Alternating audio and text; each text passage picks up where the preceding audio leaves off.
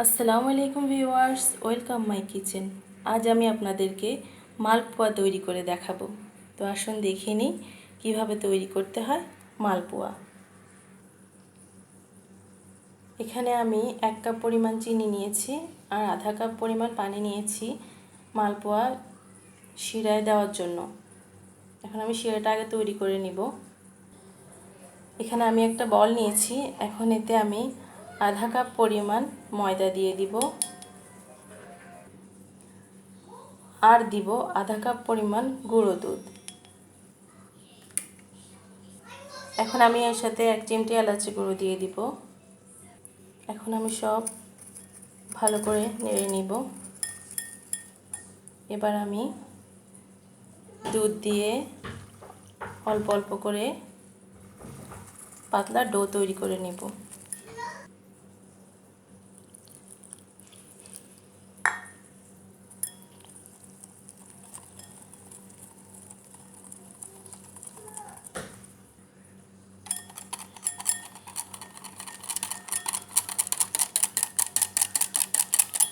আমার ব্যাটারটা তৈরি হয়ে গেছে।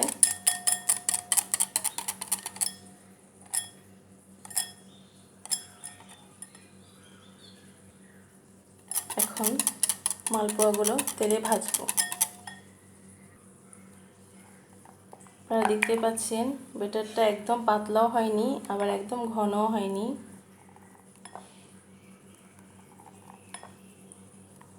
এইরকম হবে।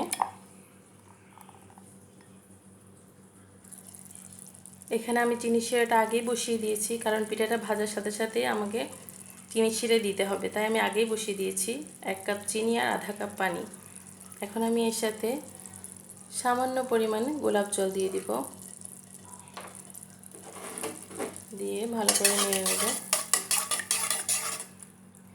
শিরাটা একদম ঘন হবে না, একটু পাতলা টাইপের থাকবে। এখানে চুলায় আমি একটা প্যানে তেল গরম হতে দিয়েছি। তেলটা হালকা গরম হয়েছে। এখন আমি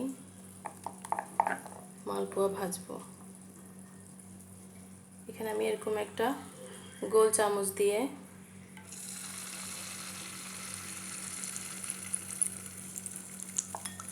মালপোয়াগুলো দিলে সুন্দর গোল হবে।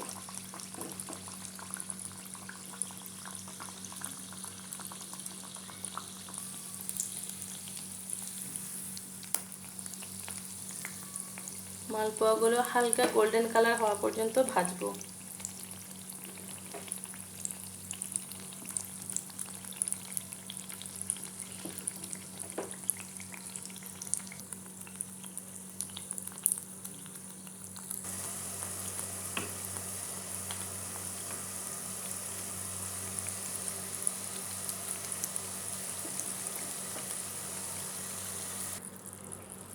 চিনি শিরাটা আমার হয়ে গেছে,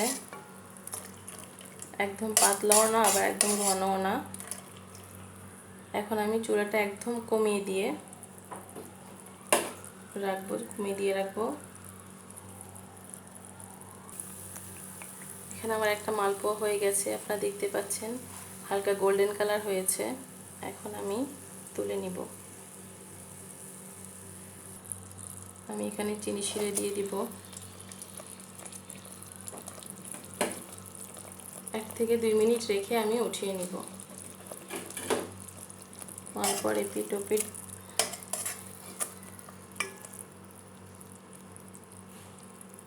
উল্টে দিব।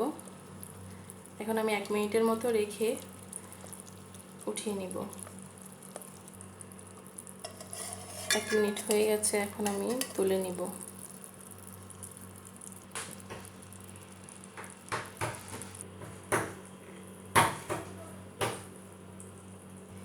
এভাবে আমি বাকি পিঠাগুলো তৈরি করে নিব।